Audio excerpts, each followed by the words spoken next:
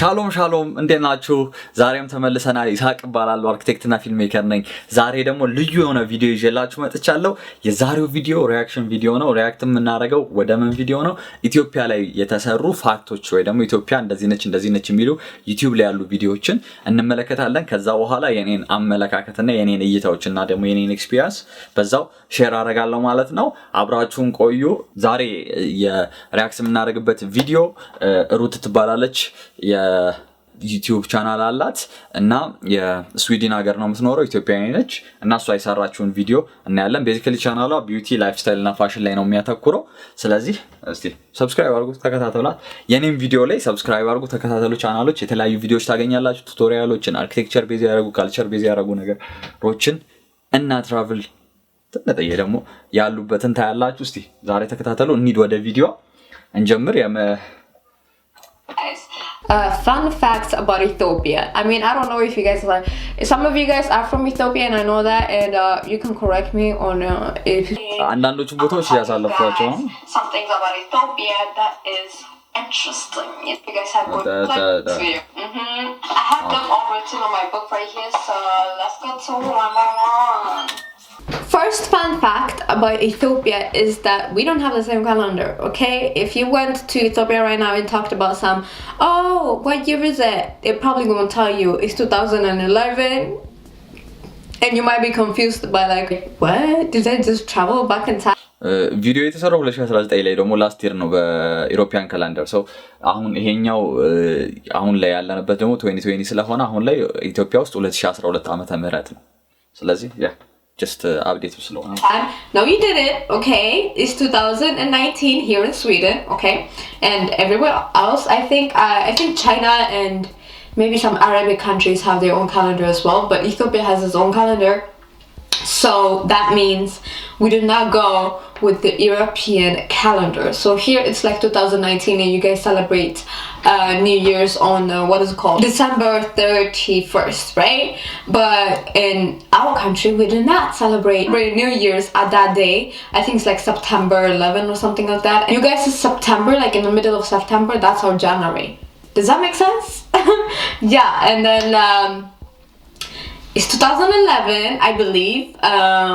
If I don't get that wrong, comment down below if I got. ላግዛት በቃ አይወላችሁ እዚህ ጋር የምታወራው ነገር ያው ውጭም ያላችሁ አብዛኞቻችሁ ኢትዮጵያውያን ታውቁታላችሁ።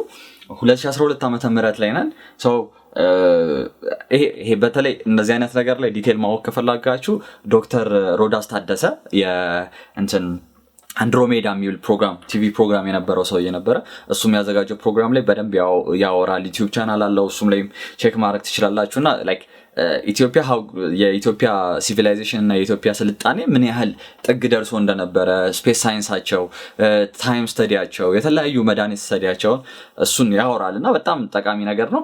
ግን ወደ ካላንደሩ ስንመጣ እኛ 2012 የሆነበት ምክንያት የሆነ ሰዓት ላይ ኢሮፒያን ካላንደር ጃምፕ ስላደረገ ነው። ወደ 7 ዓመት ከምናምን አይነት ነገር ጃምፕ አድርጓል ነገር እና 7 እና 8 ዓመት ነገር ዲፍረንስ ይኖረዋል ማለት ነው የሆነ እና 8 ቀናት ልዩነት አለና አቆጣጠራችን ላይ ምናምን እና እኛ ሀገር ኢትዮጵያ ውስጥ ነው ማለት ነው 13 ወራት ነው ያሉን። ይሄ ማለት 12 30 ቀን ያላቸው ወራትና ጳጉሜ ደግሞ አለች 5 ቀን በየ4 ዓመቱ 6 ቀን የምትሆን ማለት ነው። ይሄ ለምንድን ነው የሆነው? 365 ቀን ከ6 ሰዓት ከ2 ደቂቃ ከ24 ሰከንድ ነው አንድ ዓመት ተብሎ የሚታሰበው። ግን ሲወራ ዜና ላይ ምናምን ሲሰሙ 365 ቀን ተብሎ ነው አንድ ዓመት ወይ ደግሞ አንድ ዓመት ማለት ነው 365 ቀናትን ነው የሚይዘው ማለት ነው። ስለዚህ 6 ሰዓት እና 2 ደቂቃ ከ24 ሰከንዱ አይቆጠርም ማለት ነው። እነዚህ 6 ሰዓቶች በ4 ዓመት አንዴ 24 ስለሚሞሉ አንድ ቀን ይጨምሩና ጳጉሜ 6 ይከበራል። ከዛ ደግሞ 2 ደቂቃ ከ24 ሰከንዷ በሚገርም ሁኔታ ማለት ነው ጳጉሜ 6 ብቻ አይደለች፣ በየ600 ዓመቱ 7 ትሆናለች ማለት ነው። ስለዚህ ይሄ በአመት 2 ደቂቃ ከ24 ሰከንዱ ይደመርና ይሄድና ማለት ነው በ600 ዓመት አንድ ቀን ይሆንና ጳጉሜ 7 ይሆናል ማለት ነው። ሪላይዝ አናረጋውም ግን ጳጉሜ እስካሁን 12 ጊዜ ተከብሯል በኢትዮጵያን ካላንደር መሰረት። 13ኛው ከ200 ምናምን ዓመት በኋላ ይመጣል ማለት ነው። እሺ ወደ ቪዲዮ እንመለስ። እቺ ጳጉሜ 7 ማለት ነው ሪና ማልት እና ሪና ሌሊት ምናምን ይባላል። The second fact about Ethiopia is that we don't have similar time. Do you know the people who live in Ethiopia are gonna understand what I'm trying to say, but like, you know, Europeans and I think in USA and stuff like that as well, like they count, you know, like in the middle of the night, like in the middle of the night 0000, that's when another day comes. Do you understand? If today is like day 1 and right now we're in like in the middle of the night, after 1 minute it will be the second day.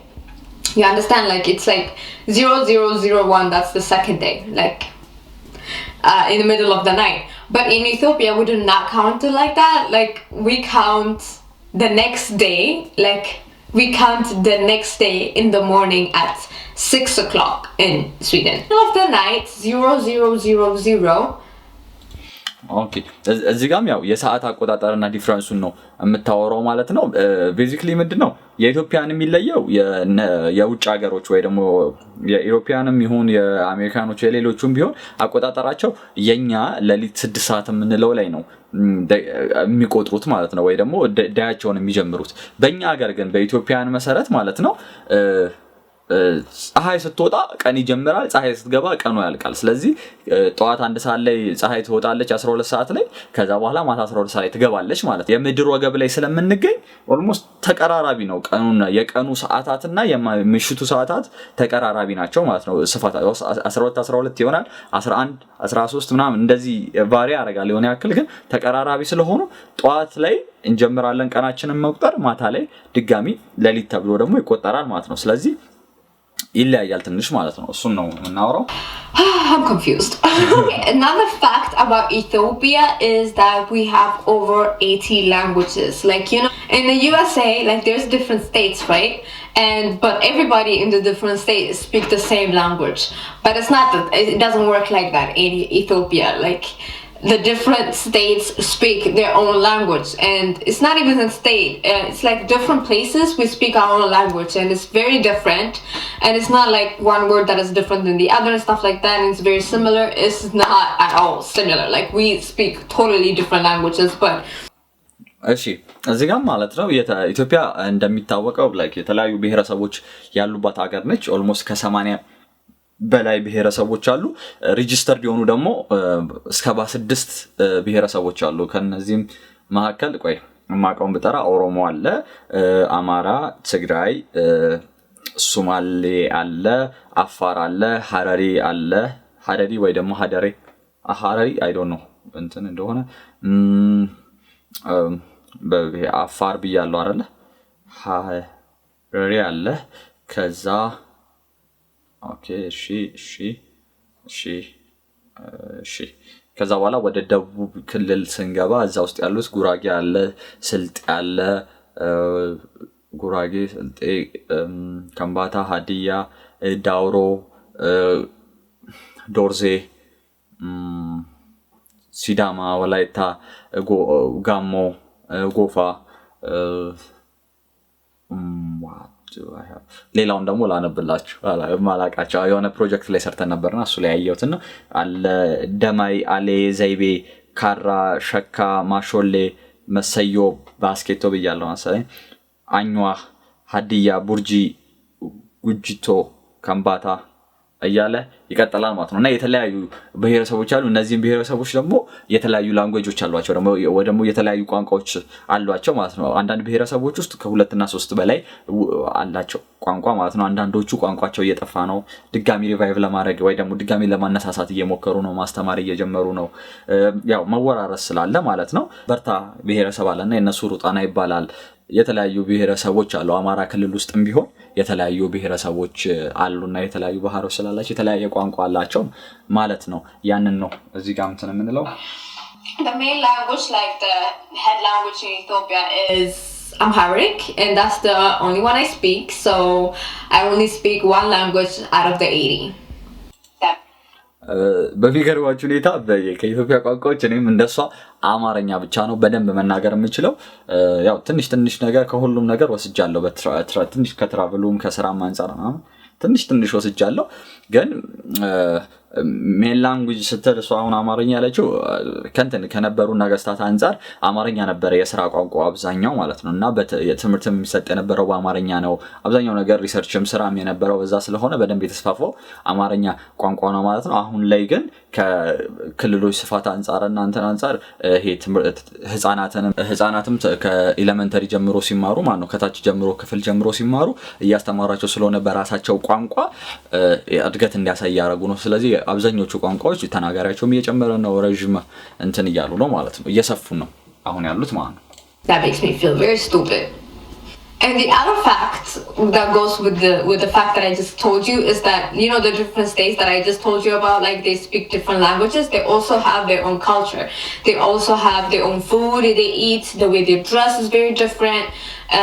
Like the way they eat, the way they behave, the way they like do everything is very different from another. Like it's nothing like Europe or USA. It's nothing like that. Like it's very culture rich. You understand? Like it's very, people have their own thing going on this side and that side and this side, that side, and it's like everybody has their own thing going on. Like እንደተባለው ይሄ ሁላ ባህሎች ስላሉ የተለያየ ላይፍ ስታይል ስላላቸው ማለት ነው የተለያየ አለባበስ አላቸው። እና በሚገርማችሁ ሁኔታ ማለት ነው ያው ኢትዮጵያ ውስጥ ካልቸራል ዴይ ተብሎ የብሔር ብሔረሰቦች ቀን ተብሎ ይከበራል። እና በዛ ላይ ትምህርት ቤት ውስጥም ሲከበር ምን ሲልም ግቢም ሲከበር ልብስ ይለበሳል። የተለያየ ካልቸራል ልብስ ኢንተረስቲንግ የሆኑ ልብሶችን ትለብሳላችሁና እኛ የሚመስለን እንደ ሌክዠሪ የባህል ብለን ስለምንለብሳቸው እንደ ሌክዠሪ ነው የሚመስለን። ግን አሁን ሜሶ ወደ ሐራር ሲሄድ ሜሶ ጋር ገበያ ውስጥ ወርደን ነበርና በሚገርማችሁ ሁኔታ ገበያ ሲወጡ ሴቶቹም ይሄ ካልቸራል ድሬስ ተብሎ ለዛ ብሔረሰብ ተሰጥቶ ያለውን ልብስ ብለው ለብሰው ምናምን የሚወጡት ከሙሉ እስከ ጌጣቸው ድረስ የተለያዩ ጨሌዎች የሚሰሩ ጌጦች አሏቸው። እነሱን ለብሰው ሁሉን ነገር ደፉል የእጅ ብራስሌቶቻቸውን ወይ ደግሞ የእጅ ምንድነው የሚባለው ሸዋሊያ ነው የሚባለው እነሱን አድርገው ሁሉን ነገር አድርገው ነው የሚወጡትና በጣም የሚገርም ካልቸራል ዲፈረንስ ያለበት ካልቸራል ልዩነቱ በቃ ሰፊ አማራጭና ሰፊ የሚያምሩ ውበቶችን የሚጨምርበት ነገር አለው ማለት ነው። I live for Ethiopian food, like every Ethiopian food, and the main one is injera, but like the other places do not eat injera, they eat something else, you understand? Like so we can say the main food is injera, but not really. Kitfo is bae. You guys can tell me if you guys want me to do like a mukbang with kitfo, because I would love that. Ooh, I'm getting water just thinking about it.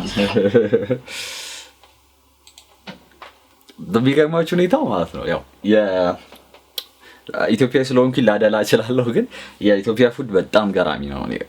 ኢቭን ከጓደኞች ጋር ስንወጣ ለመብላት ምናምን የኢትዮጵያ ምግብ መብላት እኔ ይመቸኛል። ለምንም በጣም ብዙ አማራጭ አለ።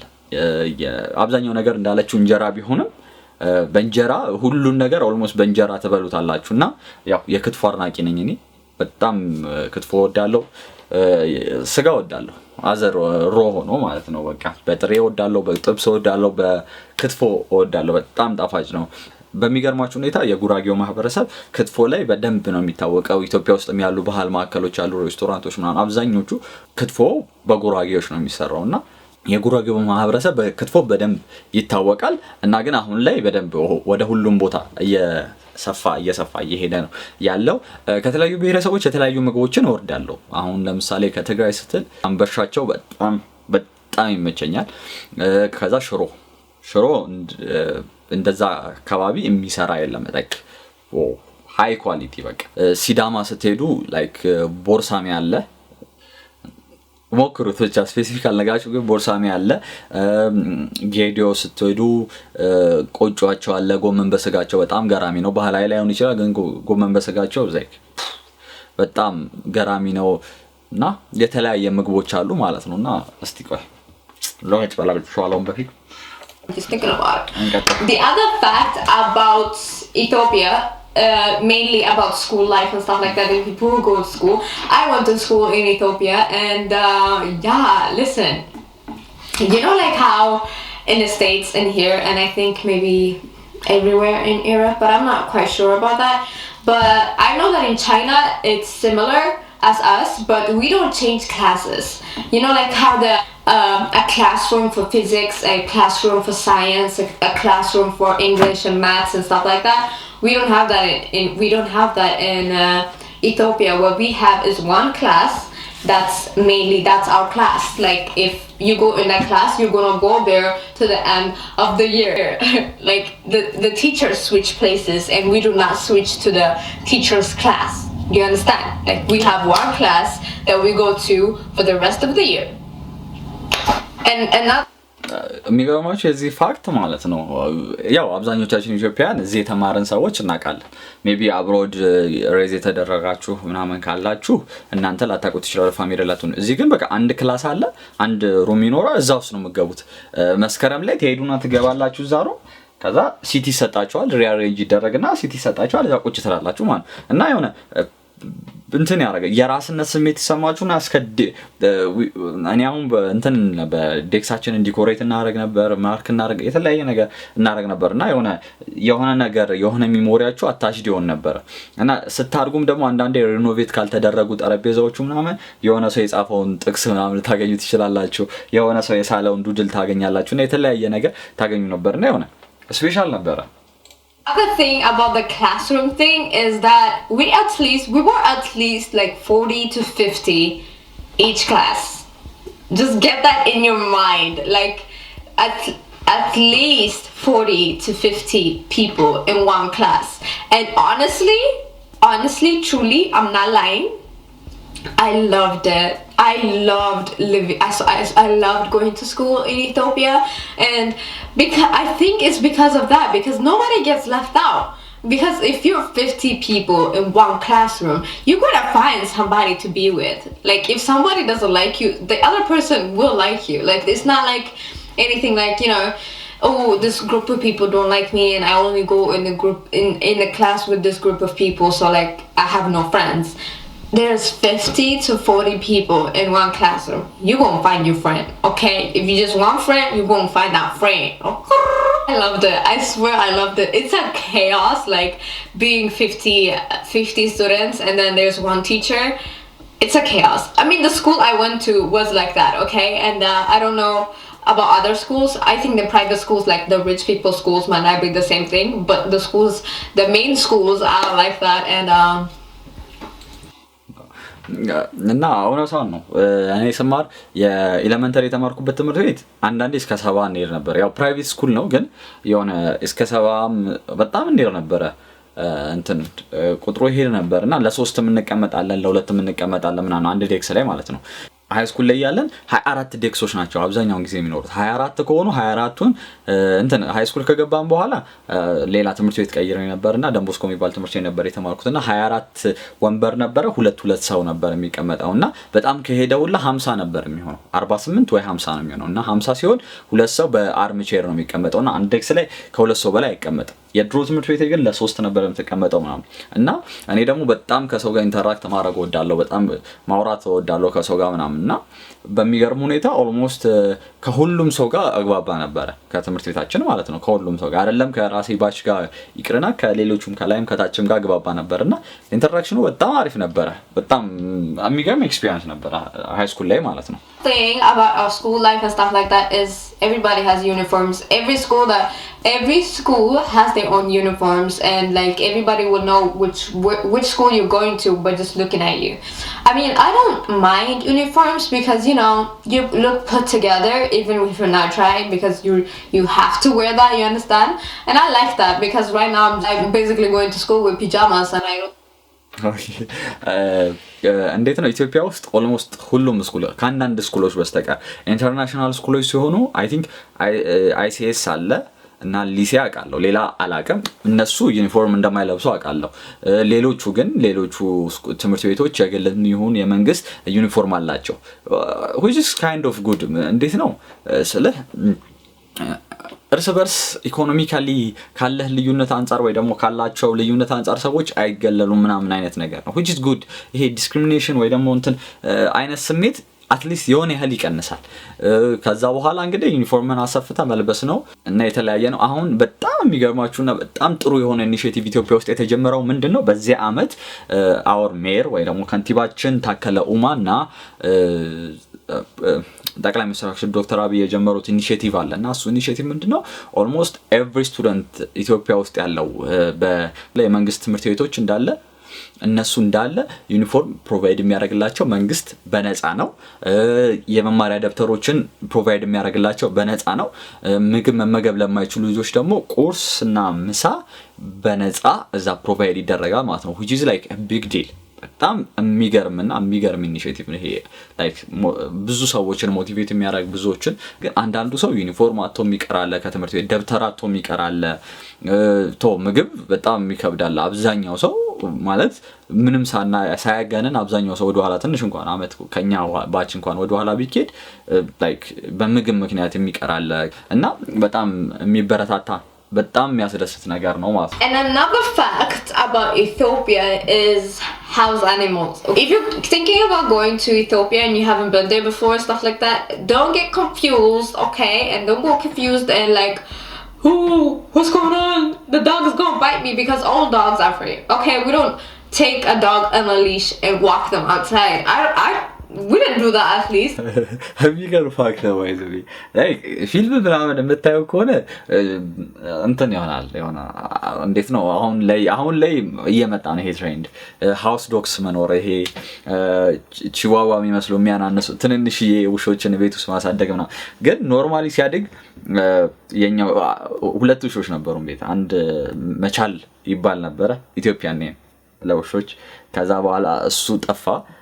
አሁን ደግሞ ፍላወሪ የሚባል ውሻ ለማዘር ነች ነው የሚያደርገችው እና ግን ብዙ እንትን አይደለንም ስለዚህ ኬር ምግብ ይሰጠዋል ውጪ ላይ ቤት ይሰራለታል እዛ ይኖራል ምናምን እንጂ እንደዚህ ፋንሲ አድርገው ሶፋ ላይ ምናምን አትሞክርም ማለት ጸጉራቸው ይበናል ምናምን I'm not big fan of animals እና ደግሞ አኒማልስ ሳይሆን ማለት የቤት እንስሳ መንከባከብ ምናምን አልችልም እና ድመት ነበረን ድመቶች ነበሩን ቤዚካሊ ግን አብዛኛው ቤት ድመት ያለው አይጥ ለማጥፋት ነው።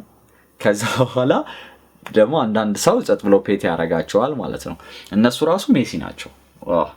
ነው ውሻ ያለችው ይለቀቃል ምናምን ያለችው ማንንም ውሻውን አያስርም። አብዛኛው ቤት በጣም ኃይለኛ እንዲሆን ከተፈለገ በቃ ሌባ የሚያስፈራራ እንዲጠብቅ ከተፈለገ ቀኑን ሙሉ ታስሮ ነው የሚለው። ከማንንም ጋር ግንኙነት ወይ ደግሞ ኢንተራክት እንዲያደርግ አይፈቀድም። ከዛ በኋላ ማታ ይለቀቃል ግቢ ውስጥ። ከተለቀቀ በኋላ የቤቱ አባወራ ወይ አባትየው ወይ እናትየው ሄደው ካላሰሩት አንዳንድ ቤት ያው ውሻ በጣም ኃይለኛ ነው ማለት ነው። በጣም ብዙ ኤክስፒሪየንስ አለ። ተነክሻ አላቅም። ጎረቤታችን ያየው ሻላበራቸው ልጃቸውን ነክሶ ታውቃ።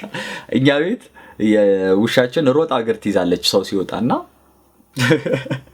ኦልሞስት አይ ቲንክ ወደ 6 ሰው ምናምን ተረከዛቸውን እንዲነክሳቸው ታውቃለች ማለት ነው። ስለዚህ ያው እንግዲህ እየፈሩ መራመር ነው። I'm sorry, I love animals. Pulling them to go even cats is for like rich people and stuff. You know, food is mercato probably. Something to eat, you know, if you want to go grocery shopping and stuff like that. Where you need to go is mercato probably. We don't have that much supermarkets. Supermarkets are meant for like rich people and stuff like that, you know. The regular people do not use supermarkets that much. I mean, we used to go inside just to buy like Nutella and stuff like that, but nothing like you can eat, you know, food, you know, injera and stuff like that. You're not gonna find it in the supermarket. Supermarket is just like I think እሷ ትንሽ ቆይታለች መሰለኝ ወደ ውጭ ከወጣችና አብዛኛው ነገሩ ልክ ነው የነበረው ሲስተም ማለት ነው ሲቹዌሽን። እኛም ቢሆን ከመርካቶ ነው የምንገዛው አብዛኛው እቃ ካልሆነ ዴራል ጉሊት የሚባሉ አሉ በየተለያየ ቦታ ያሉ ገበያዎች ማለት ነው። ሾላ ገበያ ምናምን እየተባለ የተለያየ ገበያዎች አሉና እዛ ሄደህ ነው የምንገዛው። ማሲቭ የሆኑ እቃዎችን ሄደህ ትገዛለህ ማለት ነው። እና ያው ቤተሰብ ማሸክሞ ይመጣል ምን ይላል ምናምን ሁሉን ነገር ትገዛለህ። ካልሆነ ሰፈር ላይ እንትን ስላለ አሁን ላይ ግን ምን እየመጣ ነው ሰፈር ውስጥ ይሆናል የተለያዩ ትንሽ ሚኒ ማርኬቶች ደግሞ አነስ ያሉ ሱቆች እየተከፈቱ ነው እንደ አትክልት ብቻ የሚይዙ ሽንኩርት ምናምን ብቻ የሚይዙ ማለት ነው።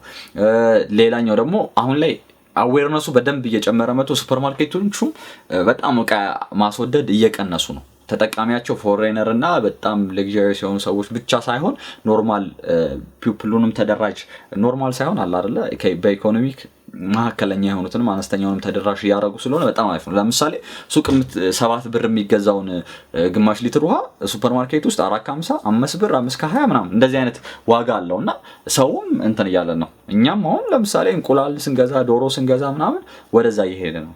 somehow ደግሞ መርካቶ መሄዱ የሆነ ያለ የቀነሰው people are getting lazy የሆነ ያከለ ማለት ነው።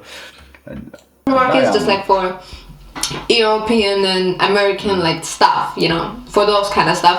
But if you want something to eat, if you want to cook something, stuff like that, you go to Mercato. Mercato is where the shit is. Mercato is where all the shopping happens, I believe. If it still is like that, it was a long time since I was there.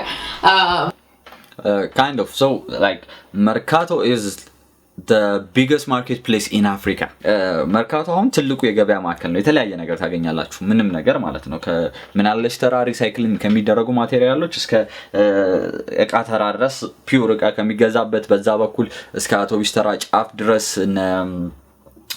እንትን አዳራሽ በዚህ ወደ ይርጋ ኃይሌ ምናምን ተሻግራችሁ ወደዚህ ሶማሌ ተራም ዘዋል እንደዚህ ያለ የተለያየ ፓርቶች አሉት እና ላርጀስት ማርኬት ፕሌስ ነው። አሁን አትክልት ተራ የሚባላል እዛው መርካቶ አጠገብ አትክልት ተራ አለ where vegetables የተለያዩ ፍሩቶችን የሚገዛበት ቦታ ማለት ነው። አሁን ያንን በኮሮና ቫይረስ ምክንያት መነካካቱ እንዲቀንስ በሚል ወደ ጃን ሜዳ ወስደውታል ማለት ነው። 6 ኪሎ አካባቢ ያለው ጃን ሜዳ እዛ ቦታ ላይ ወስደውታል ማለት ነው። The last fact that I have for you guys, fun fact I have for you guys about Ethiopia is the meat. You know, like we don't eat meat every day. Thank God. Okay, like it's crazy to me that we eating this much meat in Sweden. Like we just eating meat every day. Like I get tired of that. Like I just want something new. But they have no recipe. Okay, they don't have any recipe for like a good Swedish non-meat food. Like everything they eat, they have meat inside. Where we lived in Ethiopia, you do not eat meat. Meat is like a luxury. You eat it like on New Year's and Christmas and Easter and stuff like that. But we do not eat meat every day. No, don't do that. It's nasty. You're killing all the cows, man. And even the meats are different. You understand? Like when I came to Sweden, I became vegan because the meat tasted different. It was not the same meat that I've been having in Ethiopia. It was just not the same meat. Okay, in Ethiopia the meat is delicious. Maybe it's because we had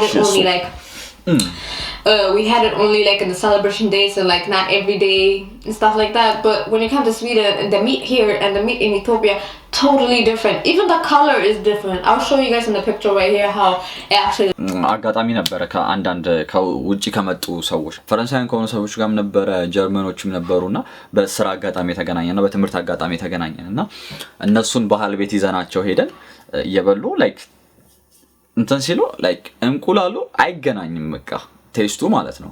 አሁን ለምሳሌ የውጭውን እንቁላል ከሆነ የፈረንጅ እንቁላል ይባላል እኛ ጋር ሳይዙ በጣም ትልቅ ነው። ኦልሞስት የሀገር ውስጥ የኢትዮጵያ እንቁላሉን የሀገር ውስጥ እንቁላሉን 2 ያክላል።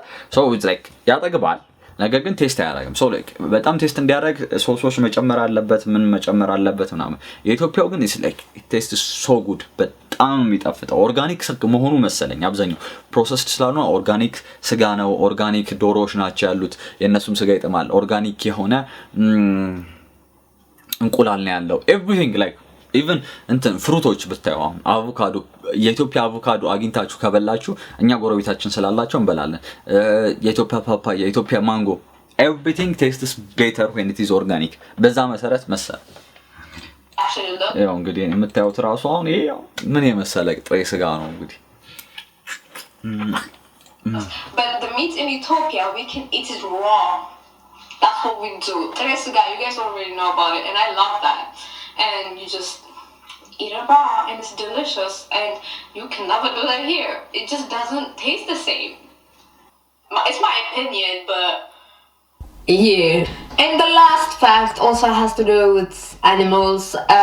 This fact is kind of like, you know, like farmers and people who have cows and, you know, goats and sheep and all that stuff.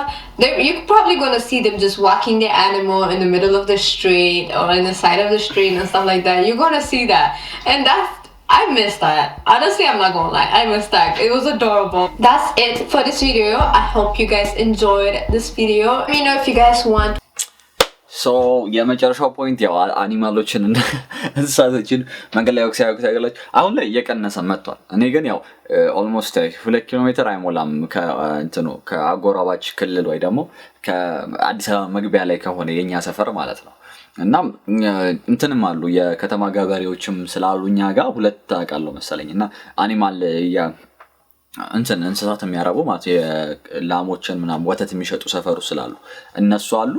ስለዚህ ማየት የተለመደ ነው። which is fun ደግሞ ደስ የሚለው ነገር ወደ ኔቸር ትመለሳላችሁ። ላይክ አየሩ ሰላም ነው። እኛ አካባቢ በጣም ደስ የሚል አየር ነው ያለው። በጣም ፒውር የሆነ ያልተበከለ የሆነ መኪና ምናምን እንዲሆነ የማያስብላችሁ አየር ነው ያለውና በጣም አሪፍ አየር ነው። ሪአክሽን ቪዲዮውን ኢንጆይ እንዳደረጋችሁ ተስፋ አደርጋለሁ። አዳዲስ ፋክቶች እንዳወቃችሁ ተስፋ አደርጋለሁ። ሌሎችን እንድሰራቸው የምፈልጉ ቪዲዮዎች ካሉ ከስር ኮሜንት አድርጉ፣ ሰብስክራይብ አድርጉ፣ ቻናሌ ላይ ላይክ አድርጉ፣ ሼር አድርጉት። በሚቀጥለው ቪዲዮ ደግሞ በአሪፍ መልኩ እንገናኛለን። እስከዛ እስከምንገናኝ ሰላም ቆዩልኝ። ሻሎም